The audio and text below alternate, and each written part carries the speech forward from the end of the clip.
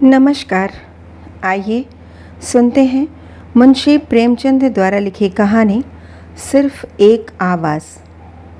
कहानी अच्छी लगे तो इसे एक लाइक करिएगा। चैनल पर नए हो तो सब्सक्राइब कर लीजिएगा। तो लीजिए सुनिए कहानी। सुबह का वक्त था। ठाकुर दर्शन सिंह के घर में एक हंगामा बरपा था। आज रात को चंद्र ग्रहण होने वाला था। ठाकुर साहब अपनी बूढ़ी ठकुराइन के साथ गंगा जी जाते थे, इसलिए सारा घर उनकी पुरशोर तैयारी में लगा हुआ था। एक बहू उनका फटा हुआ कुर्ता टाँक रही थी, दूसरी बहू उनकी पगड़ी के लिए सोच रही थी कि कैसे इसकी मरम्मत करूं। दोनों लड़कियां नाश्ता तैयार करने में तल्लीन थीं, जो ज़्यादा दिलचस्प काम था, और बच्चों ने अपनी आदत के अनुसार एक कोहराम मचा रखा था, क्योंकि हर एक आने जाने के मौके पर उनका रोने का जोश उमंग पर होता था। जाने के वक्त साथ जाने के लिए रोते, आने के वक्त इसलिए रोते कि शिरीनी का बाट बखरा मनो अनुकूल नहीं हुआ। बूढ़ी ठकुराइन बच्चों को फुसलाती थी और बीच बीच में अपनी बहुओं को समझाती थी, देखो खबरदार, जब एक उग्रह न हो जाए घर से बाहर न निकलना। हंसिया छुरी कुल्हाड़ी इन्हें हाथ से मत छूना। समझाए देती हूँ, मानना चाहे न मानना, तुम्हें मेरी बात की परवाह है। मुंह में पानी की बूंदें न पड़े। नारायण के घर विपत पड़ी है, जो साधु भिखारी दरवाजे पर आ जाए उसे फेरना मत। बहुओं ने सुना और नहीं सुना। वे मना रही थी कि किसी तरह यह यहाँ से टलें।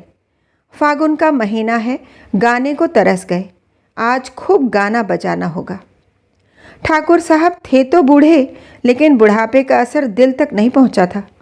उन्हें इस बात का गर्व था कि कोई ग्रहण गंगा स्नान के बगैर नहीं छूटा। उनका ज्ञान आश्चर्यजनक था। सिर्फ पत्रों को देखकर महीनों पहले सूर्य ग्रहण और दूसरे पर्वों के दिन बता देते थे।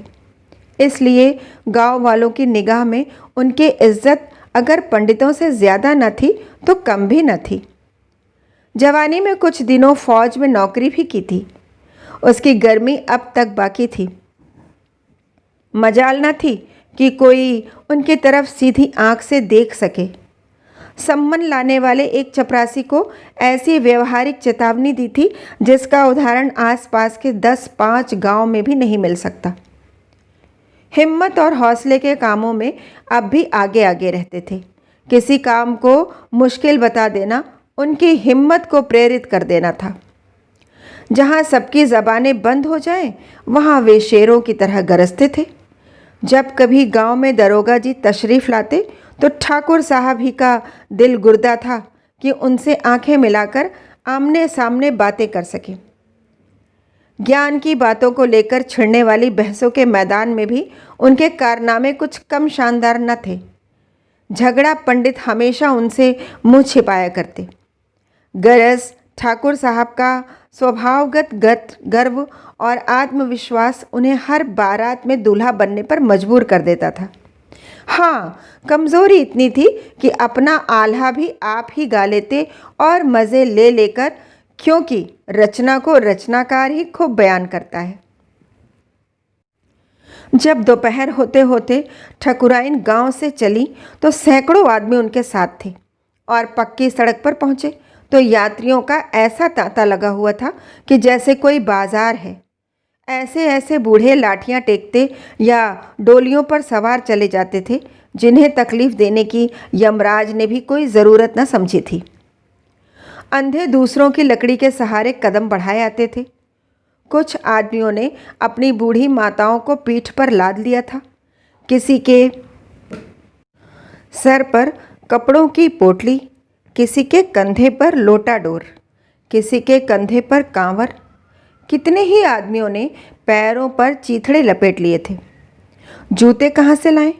मगर धार्मिक उत्साह का यह वरदान था कि मन किसी का मैला न था।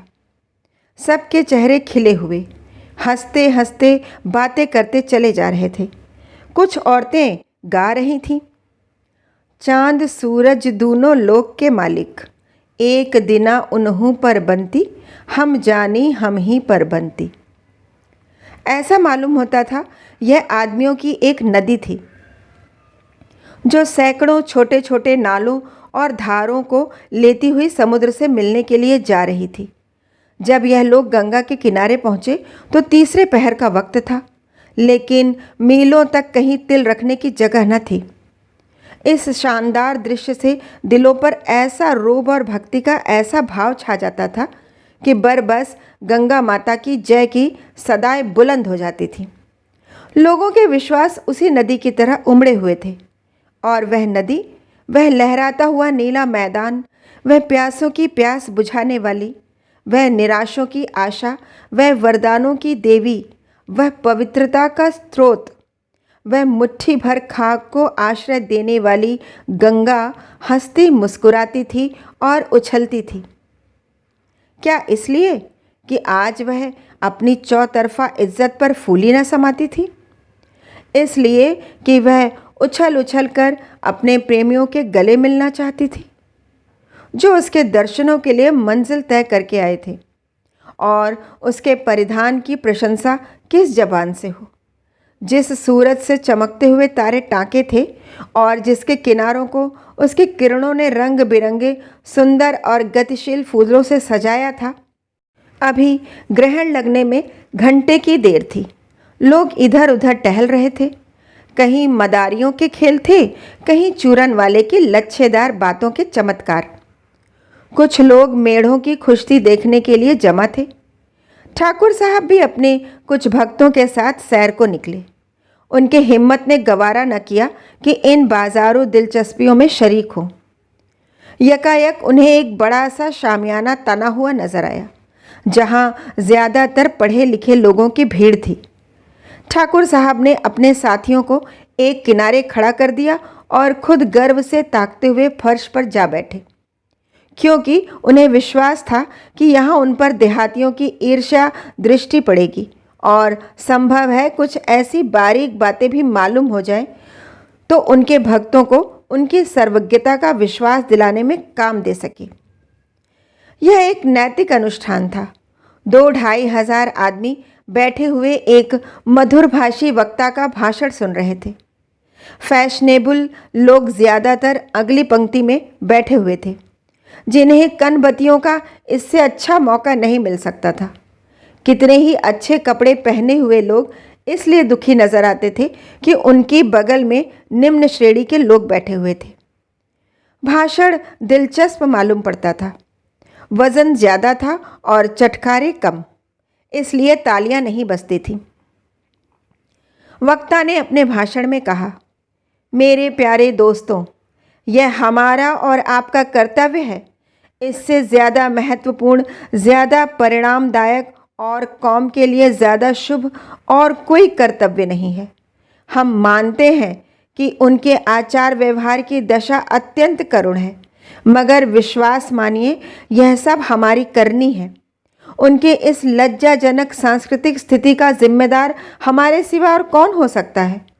अब इसके सिवा और कोई इलाज नहीं है कि हम उस घृणा को और उपेक्षा को जो उनकी तरफ से हमारे दिलों में बैठी हुई है, गोए और खूब मिलकर धोएं।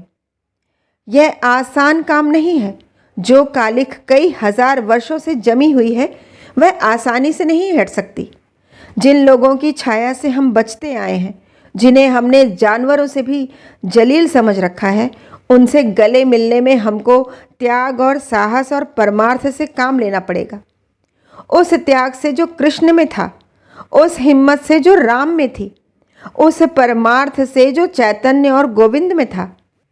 मैं यह नहीं कहता कि आप आज ही उनसे शादी के रिश्ते जोड़ें या उनके साथ बैठकर खाएं पिएं, मगर क्या यह भी मुमकिन नहीं है कि आप उनके साथ सामान्य सहानुभूति, सामान्य मनुष्यता, सामान्य सदाचार से पेश आएं? क्या यह सचमुच असंभव बात है? आपने कभी ईसाई मिशनरियों को देखा है?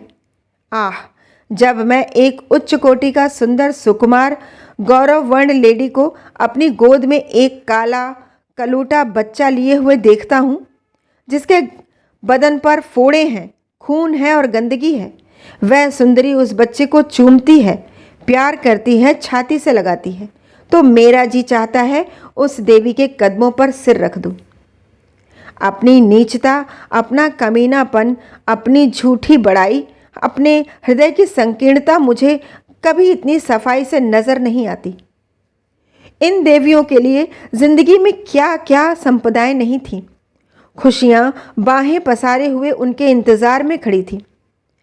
उनके लिए दौलत की सब सुख सुविधाएं थीं, प्रेम के आकर्षण थे, अपने आत्मीय और स्वजनों की सहानुभूतियां थीं और अपनी प्यारी मातृभूमि का आकर्षण था। लेकिन इन देवियों ने उन तमाम नेमतों, उन सब सांसारिक संपदाओं को सेवा, सच्ची निस्वार्थ सेवा पर बलिदान कर दिया है। वे ऐसी बड़ी कुर्बानियां कर सकती हैं, तो हम क्या इतना भी नहीं कर सकते कि अपने अछूत भाइयों से हमदर्दी का सलूक कर सकें? क्या हम सचमुच ऐसे पस्त हिम्मत, ऐसे बोधे, ऐसे बेरहम हैं? इसे खूब समझ लीजिए कि आप उनके साथ कोई रियायत, कोई मेहरबानी नहीं कर रहे हैं। यह उन पर कोई एहसान नहीं है। यह आप ही के लिए जिंदगी और मौत का सवाल है। इसलिए मेरे भाइयों और दोस्तों, आइए इस मौके पर शाम के वक्त पवित्र गंगा नदी के किनारे, काशी के पवित्र स्थान में हम मजबूत से दिल से प्रतिज्ञा करें कि आज से हम अछूतों के साथ भाईचारे का सुलूक करेंगे, उनके तीज त्योहारों में शरीक होंगे और अपने त्योहारों में उन्हें बुलाएंगे, उनके गले मिलेंगे और उन्हें अपने गले लगाएंगे, उनकी खुशियों में खुश और उनके दर्दों में दर्दमंद होंगे। और चाहे कुछ ही क्यों ना हो जाए, चाहे ताना, तिश्तों और जिल्लत का सामना ही क्यों ना करना पड़े, हम इस प्रतिज्ञा पर कायम रहेंगे। आप में सैकड़ों जोशीले नौजवान हैं जो बात के धनी और इरादे के मजबूत हैं। कौन यह प्रतिज्ञा करता है? कौन अपने नैतिक साहस का परिचय देता है? वह अपनी जगह पर खड़ा हो जाए और ललकार कर कहे कि मैं यह प्रतिज्ञा करता हूं और मरते दम तक इस पर दृढ़ता से कायम रहूंगा। सूरज गंगा की गोद में जा बैठा था और माँ प्रेम और गर्व से मतवाली जोश में उमड़ी हुई रंग केसर को शर्माती और चमक में सोने की लजाती थी। चार तरफ एक रोबीली खामोशी छाई थी। उस सन्नाटे में सन्यासी की गर्मी और जोश से भरी हुई बातें गंगा की लहरों और गगनचुंबी मंदिरों में समा गईं। गंगा एक गंभीर माँ की निराशा के साथ हंसी और देवताओं ने अफसोस से सिर झुका लिया, मगर मुंह से कुछ न बोले। सन्यासी की जोशीली पुकार फिजा में जाकर गायब हो गई, मगर उस मजमे में किसी आदमी के दिल तक न पहुंची। वहां कौम पर जान देने वालों की कमी न थी।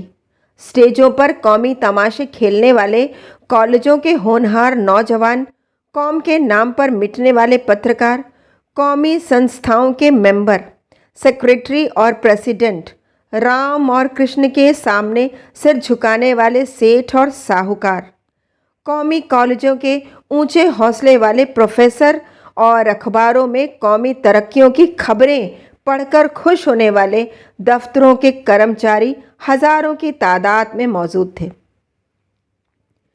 आंखों पर सुनहरी ऐनकें लगाए मोटे मोटे वकीलों की एक पूरी फौज जमा थी, मगर सन्यासी के उस गर्म भाषण से एक दिल भी न पिघला, क्योंकि वह पत्थर के दिल थे जिसमें दर्द और घुलावट न थी, जिसमें सदिच्छा थी मगर कार्य शक्ति न थी, जिसमें बच्चों की सी इच्छा थी मर्दों का सा इरादा न था। सारी मजलिस पर सन्नाटा छाया हुआ था। हर आदमी सिर झुकाए फिक्र में डूबा हुआ नजर आता था। शर्मिंदगी किसी को सर उठाने न देती थी और आंखें झेप में मारे जमीन में गड़ी हुई थी। यह वही सर है जो कौमी चर्चों पर उछल पड़ते थे। यह वही आंखें हैं जो किसी एक वक्त राष्ट्रीय गौरव की लाली से भर जाती थी, मगर कथनी और करनी में आदि और अंत का अंतर है। एक व्यक्ति को भी खड़े होने का साहस न हुआ। कैंची की तरह चलने वाली जबान भी ऐसे महान उत्तरदायित्व के भय से बंद हो गई। ठाकुर दर्शन सिंह अपनी जगह पर बैठे हुए इस दृश्य को बहुत गौर और दिलचस्पी से देख रहे थे। वह अपने मार्मिक विश्वासों में चाहे कट्टर हों या ना हों, लेकिन सांस्कृतिक मामलों में वे कभी अगुवाई करने के दोषी नहीं हुए थे। इस पेचीदा और डरावने रास्ते में उन्हें अपनी बुद्धि और विवेक पर भरोसा नहीं होता था। यहाँ तर्क और युक्ति को भी उनसे हार माननी पड़ती थी। इस मैदान में वह अपने घर की स्त्रियों की इच्छा पूरी करने की ही अपना कर्तव्य समझते थे, और चाहे उन्हें खुद किसी मामले में कुछ ऐतराज़ भी हो, लेकिन यह औरतों का मामला था और इसमें वे हस्तक्षेप नहीं कर सकते थे, क्योंकि इससे परिवार की व्यवस्था में हलचल और गड़बड़ी पैदा हो जाने की ज़बरदस्त आशंका रहती थी। अगर किसी वक्त उनके कुछ जोशीले नौजवान दोस्त इस कमजोरी पर उन्हें आड़े हाथों लेते तो वे बड़ी बुद्धिमता से कहा करते थे, भाई यह औरतों के मामले हैं, उनका जैसा दिल चाहता है करती हैं, मैं बोलने वाला कौन हूँ। गरज यहाँ उनकी फौजी गर्म मिजाजी उनका साथ छोड़ देती थी। यह उनके लिए तिलिस्म की घाटी थी, जहाँ होश हवास बिगड़ जाते थे और अंधे अनुकरण पर का पैर बंधी हुई गर्दन पर सवार हो जाता था। लेकिन यह ललकार सुनकर वे अपने को काबू में न रख सके। यही वह मौका था जब उनकी हिम्मतें आसमान पर जा पहुंचती थी। जिस बीड़ों को कोई न उठाए उसे उठाना उनका काम था। वर्जनाओं से उनको आत्मिक प्रेम था। ऐसे मौके पर वे नतीजे और मसलहत से बगावत कर जाते थे, और उनके इस हौसले में यश के लोभ को उतना दखल नहीं था जितना उनके नैसर्गिक स्वभाव का। वरना यह असंभव था कि एक ऐसे जलसे में जहाँ ज्ञान और सभ्यता की धूमधाम थी, जहाँ सोने की ऐनकों से रोशनी और तरह तरह के परिधानों से दीप्त चिंतन की किरणें निकल रही थीं, जहाँ कपड़े लत्ते की नफासत से रोब और मोटापे से प्रतिष्ठा की झलक आती थी, वहाँ एक देहाती किसान को जबान खोलने का हौसला होता। ठाकुर ने इस दृश्य को गौर और दिलचस्पी से देखा। उसके पहलू में गुदगुदी सी हुई, जिंदा दिली का जोश रगों में दौड़ा। वह अपनी जगह से उठा और मर्दाना लहजे में ललकार कर बोला, मैं यह प्रतिज्ञा करता हूँ और मरते दम तक उस पर कायम रहूँगा। इतना सुनना था कि 2000 आंखें अचंभे से उसकी तरफ ताकने लगी। सुभान अल्लाह, क्या हुलिया थी! गाढ़े की ढीली मिर्जई, घुटनों तक चढ़ी हुई धोती, सर पर एक भारी सा उलझा हुआ साफा, कंधे पर चुनौती और तंबाकू का वजनी बटुआ, मगर चेहरे से गंभीरता और दृढ़ता स्पष्ट थी। गर्व आंखों के तंग घेरे से बाहर निकल पड़ता था। उसके दिल में अब इस शानदार मजमे की इज्जत बाकी न रही थी।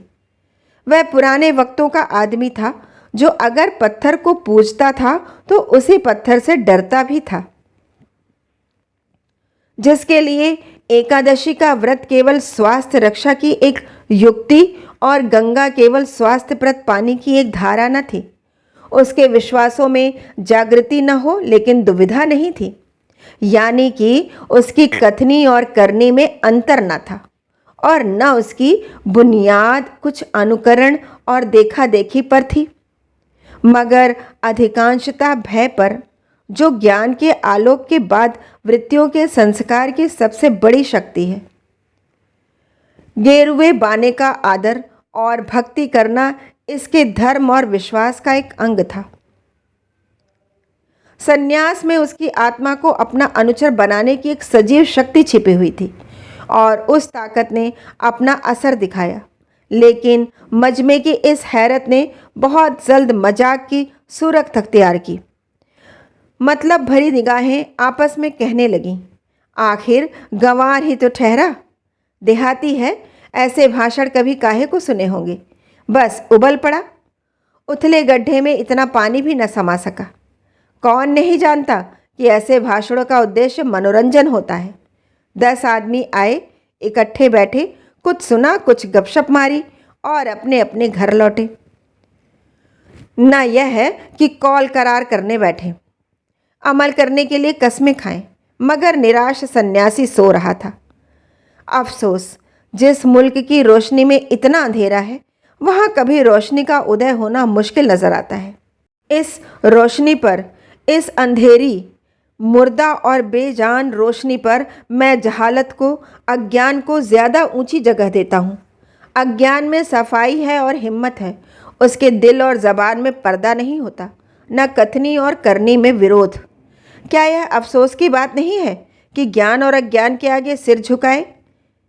इस सारे मजमे में सिर्फ एक आदमी है जिसके पहलू में मर्दों का दिल है, और गो उसे बहुत सजग होने का दावा नहीं, लेकिन मैं उसके अज्ञान पर ऐसी हजारों जागृतियों को कुर्बान कर सकता हूँ। तब वह प्लेटफॉर्म से नीचे उतरे और दर्शन सिंह को गले से लगाकर कहा, ईश्वर तुम्हें प्रतिज्ञा पर कायम रखे। कहानी सुनने के लिए बहुत बहुत धन्यवाद।